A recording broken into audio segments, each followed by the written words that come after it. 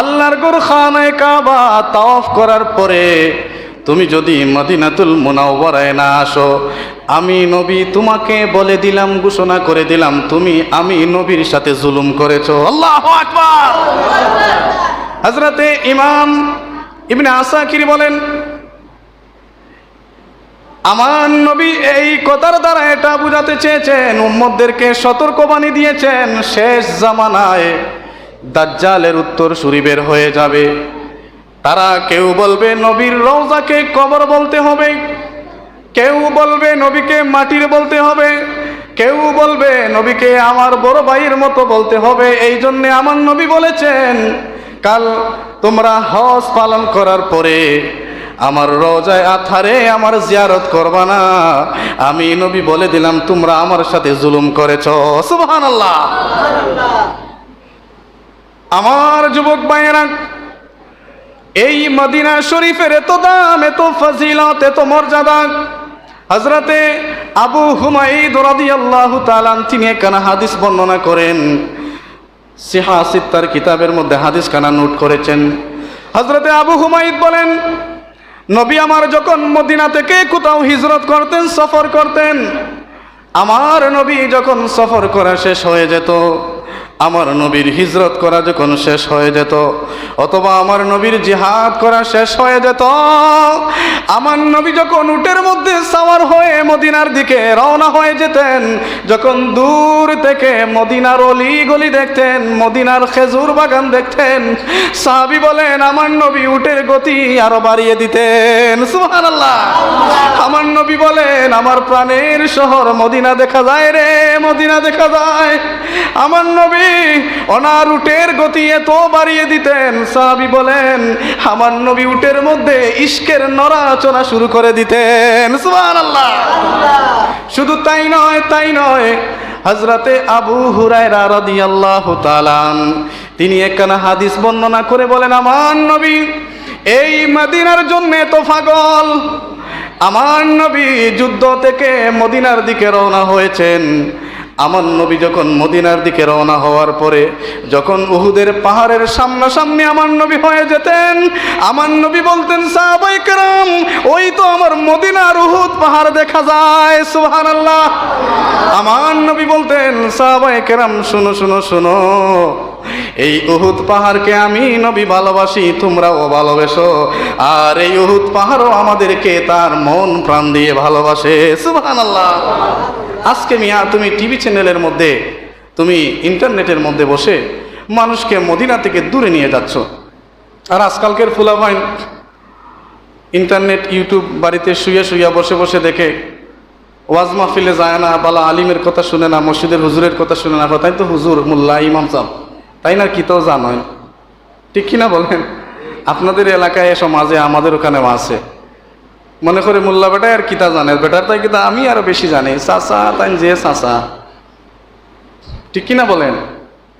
বিভিন্ন সময় এমন ফালতু প্রশ্ন করা হয়, উত্তর দিতে হাসি পায়। এই জন্যে যুবক ভাইয়েরা, ইন্টারনেট মৌলবীদের পাল্লায় পরে ঈমান নষ্ট করা যাবে না। আপনি যদি নবীর রওজাকে কবর বলেন, তাহলে নবীর শানে বেয়াদবি হয়ে গেল। আর আমার নবীর শানে যদি গুস্তাখি বেয়াদবি হয়ে যায়, আপনার সমস্ত আমল বরবাদ হয়ে যাবে। সুবহানাল্লাহ। চিন্তা করছেন? রহমান জামি ওনার শাওয়াহিদুন নবুওয়াত কিতাবের মধ্যে আমার নবীর শানে একটা ঘটনা বর্ণনা করেন। তিনি বলছেন, হযরতে সাইয়্যিদানা আলী রাদিয়াল্লাহু তাআলা তিনি একটা হাদিস বর্ণনা করেন। তিনি বলেন, আমরা রাসূল পাক সাল্লাল্লাহু আলাইহি সাল্লাতু ওয়াস সালামকে দাফন কার্য শেষ করে নবীকে যখন রওজায়ে আতহারের মধ্যে আমরা পর্দা করে দিলাম, সমাধি করে দিলাম, হঠাৎ দেখতে পেলাম একজন বেদুইন ব্যক্তি আমার নবীর রওজায়ে পাকের মধ্যে এসে আশ্রয় পড়ে গেল। আল্লাহু আকবার। গভীর মনোযোগ। ওই বেদুইন ব্যক্তি আমার নবীর রওজায়ে পাকের মধ্যে এসে আশ্রয় পড়ে গেল। হযরতে আলী বলছেন, আল্লামা আব্দুর রহমান জামি শাওয়াহিদুন নবুওয়াত বলছেন, ওই বেদুইন ব্যক্তি আমার নবীর রওজায়ে পাকের মধ্যে আশ্রে পড়ার পরে আমার নবীর রওজায়ে পাক থেকে মাটি নিয়ে তার মাথার মধ্যে আস্তে আস্তে আঘাত করা শুরু করে দিল। আঘাত করে আর বলে, ইয়া রাসূলুল্লাহ, ইয়া হাবিবাল্লাহ, ও মায়ার নবী, দয়ার নবী, ও রহমতের নবী গো, আপনি আমাদের ছেড়ে পর্দা করেছেন, আপনি চলে গেছেন ইয়া রাসূলুল্লাহ। আল্লাহ পাক সূরা নিসার 64 নম্বর আয়াতের মধ্যে আল্লাহ বলছেন, ওয়ালাউ আন্নানা ইযযালামু আনফুসাহুম জাউকা ফাস্তাগফিরুল্লাহ ওয়াস্তাগফারা লাহুমুর রাসূলু লাওয়াজাদুল্লাহি তাওয়াবার রহিমা। সুবহানাল্লাহ বলেন। ওই বেদুইন বলছে, ইয়া রাসূলুল্লাহ, আল্লাহ বলছেন আপনার দরবারে আসলে, আপনার কাছে আসলে, আপনার ওসিলা নিয়া, আপনার সুপারিশ নিয়া, আপনাকে নিয়া আল্লাহর দরবারে যদি দোয়া করা হয়, আপনি যদি দোয়া করেন, সে যত বড় গুনাহগার হোক আল্লাহ বলছেন আপনার ওসিলায় তাকে ক্ষমা করে দেবেন। সুবহানাল্লাহ। ও ইয়া রাসূলুল্লাহ, আমি তো দেরি করে ফেলেছি, ও মায়ার নবী, আপনি যদি আমার জন্য দোয়া করতেন তাহলে আল্লাহ হয়তো আমার জিন্দেগির সমস্ত গুনাহ ক্ষমা করে দিতেন। সুবহানাল্লাহ। একজন বেদুইনের কত বিশ্বাস চিন্তা করেন। আর মুসলমানের বাচ্চা মুসলমান হওয়ার পরেও নবীর রওজায় যেতে চায় না, কত বড় বাটপার, ঠিক কিনা বলেন? এই সমস্ত মুনাফিকদেরকে কাল কিয়ামতের ময়দানে দেখতে পারবেন জুতা দিয়া ফিরিস্তারা বাড়িয়াবে, ঠিক কিনা বলেন? ওই বেদুইন বলছে, ইয়া রাসূলুল্লাহ, আমি তো দেরি করে ফেলেছি গো নবী, আজকে যদি আপনি আমার জন্য দোয়া করেন আল্লাহ হয়তো আমার জিন্দেগির সমস্ত গুনাহ ক্ষমা করে দেবেন। হযরতে মাওলা আলী শেরে খুদা বলছেন, আমরা রওজায়ে পাকের সামনে ছিলাম, শাওয়াহিদুন নবুওয়াত সাক্ষী দেয়। আলী বলছেন, আমার নবী রওজা মোবারক থেকে আওয়াজ দিয়ে বললেন, ও বেদুইন, শোনো শোনো শোনো, আমি তোমার কান্না এত ভালো লেগেছে, তোমার আকুতি আমার এত ভালো লেগেছে, আমি তোমার জন্য দোয়া করেছি, আল্লাহ আমার দোয়া কবুল করে নিয়েছেন। সুবহানাল্লাহ। আলী বলছেন, নবী আমার বলছেন, ও বেদুইন, শোনো শোনো শোনো, আমার আল্লাহ তোমার জিন্দেগির সমস্ত গুনাহ ক্ষমা করে দিয়েছেন। সুবহানাল্লাহ। চিন্তা করছেন, ওই বেদুইন নবীর রওজায় আথারে এসে দোয়া চাচ্ছে নবীর কাছে। আজকে ইহুদি খ্রিস্টানের টাকাকে, ইহুদি খ্রিস্টানের উদ্দেশ্য হচ্ছে মুসলমানদেরকে এক করা যাবে না, মুসলমানদের মধ্যে কি করে ফিতনা ঢুকানো যায়, তারা এই ফিতনা ঢুকানোর জন্যে তাদের তো টাকা আছে বেশি, টাকা দিয়ে দামি দামি দাড়ি, দামি দামি পাঞ্জাবি, খান্দুরা, ধূপ, দাড়ি টুপি পরাইয়া দামি দামি জায়গায় বসাইয়া টিভি চ্যানেলের মধ্যে বসাইয়া বলতাছে যে এইটা বল, মুসলমানরা বিভ্রান্তের মধ্যে পড়বে, বলবি নবীর রওজা পাক বলা যাবে না, বললে শিরিক হবে, বলবে খবর, বলবে নবীকে রওজা পাকের মধ্যে একেবারে দাফন করে দেওয়া হয়েছে, নবী মরে গলে পচে দুর্গন্ধ হয়ে নবী রওজায়ে পাকে শুয়ে আছেন। নাউজুবিল্লাহ করবেন না? আপনারা তো এগুলা শুনেন না, জানেন না, এগুলো আমরা জানি। শুধু তাই নয়, এরা বলছে কিয়ামতের মাঠে নবী নাকি নিজেই নাফসি নাফসি করবে, উম্মতের জন্য কি সুপারিশ করবে। নাউজুবিল্লাহ। এই মুসবিলাইগুলা এত বেড়েছে বর্তমান সময়ে, তার একটাই কারণ ইন্টারনেটের কারণে। এরা আগে ছিল না। ইন্টারনেটের মধ্যে দেখবেন এখন সাধারণ মানুষও কত রকমের ফতোয়া দেয়, দাঁড়িয়ে দাঁড়িয়ে মোবাইল সামনে নিয়ে কত রকমের কথা কয়। তো অনেক মানুষ চিনে না, তার বাড়িঘর জানে না, মনে করছে এত লম্বা দাড়ি, এত লম্বা টুপি, পাগড়ি, লম্বা জুব্বা, উনি তো মনে হয় ভালোই বলছেন, কিন্তু আসলে এদের পিছনে ইহুদি খ্রিস্টানের হাত আছে, ঠিক কিনা বলেন? আপনারা হয়তো জানেন না, আজ থেকে 2-3 দিন আগে আমাদের দেশে একজন ইহুদি খ্রিস্টানের দালাল মিডিয়া ব্যক্তিত্ব, সে মিডিয়ার মধ্যে এসে বলছে, আমরা জুমার নামাজের আগে যে কাবলাল জুমা পড়ি, জুমার নামাজের পরে যে বাদাল জুমা পড়ি, এটা নাকি বেদাত, এটা নাকি নবীর যুগে ছিল না। নাউজুবিল্লাহ। 2-3 দিন আগের কথা খবর। চিন্তা করছেন, সারা জিন্দেগি বাপদাদা পৈদাদা সবাই কাবলাল জুমা বাদাল জুমা পড়ে আসছেন, এতিয়া এসে ফতোয়া দিচ্ছে এটা নাকি বেদাত, এটা নাকি পড়া যাবে না। চিন্তা করছেন, এখন বলেন কোন কোম্পানির জুতা দিয়ে হেতিরে বাড়িয়াবেন? বলেন কি জুতা পেটা দরকার, ঠিক কিনা বলেন? একটা নেক আমলের মধ্যে হাত দিয়ে ফেলছে। চিন্তা করছেন, এরা এক সময় কি বলে জানেন? এরা এই 10-12 বছর, আমার বয়স যদি এখন 30-31 হয়, আমি যখন 10-এ পড়ি তখন আমি এদের এত বক্তব্য শুনি নাই। এই 8-10 বছর এরা মানে চতুর্দিকে ভাইরাল হচ্ছে, কারণ এই ইন্টারনেট বের হয়েছে। ইন্টারনেটে, টিকটকে, লাইকে, ফেসবুকে, টুইটারে এই তো তাদের সাইট আছে, আর ফ্রি মানুষকে সার্ভিস দিচ্ছে। এই জন্য আসুন, আপনারা যারা মোবাইল ইউজ করেন, এই রকমের বক্তব্যধারী, দাড়ি টুপি পাঞ্জাবিওয়ালা ইহুদি খ্রিস্টানদের দালালদের দেখলে তাদের বক্তব্য না শুনে তার আইডিতে ঢুকে 3টা ফুটা ফুটা চিহ্ন আছে, ওখানে ঢুকে দেখবেন রিপোর্ট চিহ্ন আছে, তাদেরকে রিপোর্ট মারবেন, ঠিক কিনা বলেন? কারণ এদের ওয়াজ বক্তব্যগুলো যদি ভাইরাল হয় তাহলে আপনার ছেলে মেয়েগুলা তাদের বক্তব্য শুনে পথভ্রষ্ট হয়ে যাবে, ঠিক কিনা বলেন? আপনারা শুনেন, এই কাবলাল জুমা বাদাল জুমা সহিহ হাদিসের সনদে সাহাবায়ে কেরাম ওনারা বর্ণনা করছেন। কই থেকে আসা? সে বলছে মদিনা ইউনিভার্সিটি থেকে নাকি সে ডিগ্রি, সে নাকি স্কলারশিপ পেয়েছে। আরে ভাই, তোমার চাইতে তো বেশি ডাবল স্কলারশিপ তো শয়তানেরও ছিল, কম ছিল না, ঠিক কিনা বলেন? বেশি বুজুর্গিগিরি দেখাইতে গিয়ে আল্লাহ লাস্টে কয় তুই শয়তান, ঠিক কিনা বলেন? যেখানে সুন্নত নামাজকে অস্বীকার করলে আমার নবী বলছেন সে আমার উম্মত নয়, ইজমায়ে উলামার মত, সেখানে সুন্নতের মধ্যে হাত দিয়ে দিছে। বলছে মসজিদে জুমার নামাজের বয়ানের পরে বিভিন্ন জায়গায় দেখছি তারা বলে সুন্নত নামাজ পড়েন। চিন্তা করছেন, অথচ এই সুন্নত আমার নবীর সাহাবায়ে কেরাম নবীর যুগে ছিল, সে বলছে বেদাত। আপনারা শুনেন, হযরত সাইয়্যিদানা আব্দুল্লাহ ইবনে মাসউদ রাদিয়াল্লাহু তাআলা আল মুজামুল আসওয়াদ গ্রন্থের মধ্যে, কিতাবের মধ্যে 5359 নম্বর হাদিস তুলে বলেন সুবহানাল্লাহ। আমার নবীর সাহাবী হযরতে আব্দুল্লাহ ইবনে মাসউদ বলছেন, তিনি বলছেন যে কাবলাল জুমা বাদাল জুমা, জুমার দিন আমার নবী এই 4 রাকাত নামাজগুলো আদায় করতেন, সুবহানাল্লাহ। তিনি আর বলছেন নবীর সাহাবায়ে কেরাম কাবলাল জুমা নামাজ পড়তেন, তাবেঈন কাবলাল জুমা নামাজ পড়তেন, সালফে সালিহিন কাবলাল জুমা নামাজ পড়তেন। আজকে এত শত বছর পরে এই মুসবিলাইগুলা বের হয়েছে একটাই কারণ, মুসলমানদেরকে ফিতনায় ফালানো, ঠিক কিনা বলেন? সহিহ সনদে মুজামুল আসওয়াদ 5959 নম্বর হাদিস। হযরতে আব্দুল্লাহ ইবনে মাসউদ বলছেন যে জুমার আগে কাবলাল জুমা 4 রাকাত আরবাআন বাবাদাহা আরবা, 4 রাকাত কাবলাল জুমা নামাজ পড়তেন, আবার জুমা শেষে বাদাল জুমা পড়তেন, সুবহানাল্লাহ। আমরা তাদের এই বিভ্রান্তকর ফিতনার ফতোয়ায় পড়ে নিজের ঈমান নষ্ট করব না। না বললেন না? নিজের ঈমান নষ্ট করব।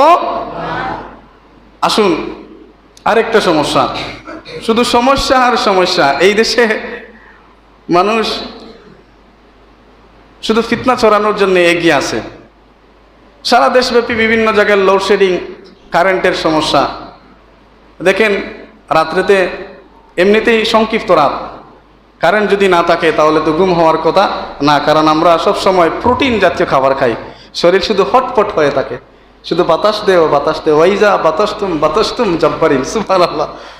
এই সময় যদি কারেন্ট নেই, এখন বলেন কষ্ট কেমন লাগে? এই সময় আমার দেশের দেখেন দায়িত্বশীল এরা মুসলমান, এরা বলে এত লোডশেডিংয়ের মধ্যে আমরা কিছু রুটিন করেছি, মসজিদের এসিটা আপনারা নামাজের সময় চালাবেন না, নাউজুবিল্লাহ বলবেন না? সব কিছু রাখিয়া তার চোখ গেছে মসজিদের এসির দিকে। আচ্ছা বলেন, মসজিদে আসলে আমরা ফ্যান কত সময় চালাই? 10-15 মিনিট, 20 মিনিট, এসি 10-15 মিনিট। দেখেন, নাট্য কৌতুকের বিভিন্ন বাসা আছে, তাদের সেমিনার হল আছে, তাদের এই এফডিসি বিডিসি আছে, এরপরে তাদের হল আছে, তাদের বিষয়ের প্রতিবাদ শুরু হয়েছে। 3 ঘন্টা পরে বলেন না, মসজিদের এসি চালানো যাবে, সুবহানাল্লাহ বলেন। চিন্তা করছেন? সে মুসলমান। এই জন্যে আমি প্রায় সময় বলি, আর যার ওই কলবের মধ্যে ফিতনা ফাতনা, টাল্টি বাল্টি, সুদ ঘুষ, মুনাফিকি, চুগলখুরি, আকাম কুকাম, বিভিন্ন রকমের সমস্যায় তার ওই কলব জর্জরিত, সে তো বেঈমান, ঠিক কিনা বলেন? আসুন এই দিক থেকে চলে যায় আরেকটা কথা। অনেকে অনেক রকমের প্রশ্ন করেন, সালাম আমরা কোন কোন সময় সালাম দিব, কোন কোন সময় সালাম দেব না। গত দিরা গুনায় লিপ্ত। হাফ প্যান্টের বিরুদ্ধে বলেছিলাম, পর্দার বিরুদ্ধে বলেছিলাম, যে পর্দাগুলো আমাদের সমাজে হয়, মহিলারা পরে বোরকাগুলো বেশি টাইট ফিটিং, এগুলা বলেছিলাম। আল্লাহ রহমতে অনেকেই শুনে আমার জন্য দোয়া করেছে। আজকে যে কথাগুলো বলবো সালাম নিয়ে, এই সালাম অত্যন্ত গুরুত্বপূর্ণ একটা আমল এবং ইবাদত। আফদালুল কালাম ইলাল ইবাদাহ, সুবহানাল্লাহ পড়েন। নবী বলেন আসসালামু কাবলুল কালাম, মানুষের সাথে সর্বপ্রথম দেখা হলে আগে তারে সালাম দিবা। আর কোন কোন জায়গায় সালাম দিব না আজকে এই কথা বলবো। এখন সালামের কিছু ভুল প্রচলন রয়েছে, যেমন আমরা অনেক সময় দেখা হলে বা ফোনের মধ্যে বলি সালাম আলাইকুম বিয়াই বালানি, এর আলাইকুম সালাম বিয়াই বালা আছি, এই সালামটা টোটালি হয় নাই, এই জন্য তো আপনার বরকত নাই। সালাম আলাইকুম আলাইকুম সালাম বিয়াই, এই যে ফ্যাশন হয়েছে সালামের, অনেক সময় দেখা যায় অনেক কলেজ ইউনিভার্সিটি কলেজের ছাত্রছাত্রীরা অনেক সময় দেখা যায় এমপি মন্ত্রী মিনিস্টার আসসালামু আলাইকুম, মনে হচ্ছে যেমন ওনার বাপ দাদার তৈরি এই সালামটা, ইচ্ছে মতো দিলাম ডাউনলোড করলাম আর শেষ। এই রকমের সালাম যারা করেন তার উপর আল্লাহ লানত বর্ষিত হয়, কারণ সালাম শব্দের অর্থ হচ্ছে শান্তি, দোয়া। এই সালামটা আমরা সঠিকভাবে করি না, যার কারণে আমাদের উপর আল্লাহর রহমত হয় না। যেখানে নবী বলছেন সালাম দিলে আল্লাহর রহমত, সেখানে আপনার অ্যাক্সিডেন্ট হয়ে যায় কেন? ওই যে সালাম আলাইকুম রাস্তার গিয়ে অ্যাক্সিডেন্ট, শান্তি তো হয় না, এর লেগে তো অ্যাক্সিডেন্ট। সালাম আলাইকুম গড়ের মাঝে মেহমান টেমান আইলে সালাম আলাইকুম বলেন, এই জন্য গড়েও রহমত নাই, মায়ের আর মায়ের, ঠিক কিনা বলেন? কারণ আমরা ইসলামটাকে পরিপূর্ণ মানতেছি না। এখন যদি হুজুরে বুঝাইয়া বলে, অনেক সময় দেখা যায় হুজুরের কথায় অনেকজনের চুলকায়, হুজুরে তো আমারই হচ্ছেন, এই তো আরেক জ্বালা। এই সালামগুলো ঠিক করবেন। সালামের সঠিক উচ্চারণ হচ্ছে নবীর কয়েকজন সাহাবী, কয়েকজনের নাম বলবো। সালাম সম্পর্কে দাখিল ক্লাসে, মেট্রিক ক্লাসের মধ্যে একটা অধ্যায় আছে, ঠিক কিনা বলেন? দাখিলের ছাত্ররা অধ্যায় আছে সালাম সম্পর্কে, যে আসসালামু আলাইকুম, আসসালামু আলাইকুম। অনেক সময় অনেক মুরব্বী চাচাদেরও বলে সালাম আলাইকুম বা, ওহ ওয়ালাইকুম সালাম বা, কি সমস্যা বলেন? এই সালামগুলা কখনো শান্তি বয়ে আনে না, এই জন্য তো অশান্তি আর অশান্তি। আসসালামু আলাইকুম জবাব দিবেন ওয়া আলাইকুম আসসালাম। নবীর দরবারে সাহাবী এসে সালাম দিলেন, আমার নবী ওই সাহাবীদের উদ্দেশ্যে বললেন, সাহাবায়ে কেরাম আমার সাহাবী সালাম করেছেন আসসালামু আলাইকুম, আল্লাহ পাক তার আমলনামার মধ্যে 10টা রহমত দিয়েছেন, সুবহানাল্লাহ। কিছুক্ষণ পর আবার ওই সাহাবী বলেছেন ওয়া রাহমাতুল্লাহ, আমার নবী বলেন সাহাবায়ে কেরাম শুনো, ওই সাহাবীর আমলনামায় আরো 10টা নাকি আবার ভাগ হয়েছে, সুবহানাল্লাহ। আবার ওই সাহাবী কিছুক্ষণ পর বলছেন ওয়া রাহমাতুল্লাহি ওয়া বারাকাতুহু, আমার নবী বলেন সাহাবী শুনো, ওই সাহাবীর আমলনামায় আরো 10টা নেকি লেখা হয়েছে, সুবহানাল্লাহ। আমার সমাজে অনেক শিক্ষিত ছেলে অনেক মুরব্বী সাহেব সালাম করতে চায় না, বেটা বারসায় যে বেটারে নিকেও সালাম করে। আমি তো এই গ্রাম এলাকার নেতা, অনেক বড় মানুষ, বুজুর্গ হাতর মাঝে তসবি, সালাম নাই।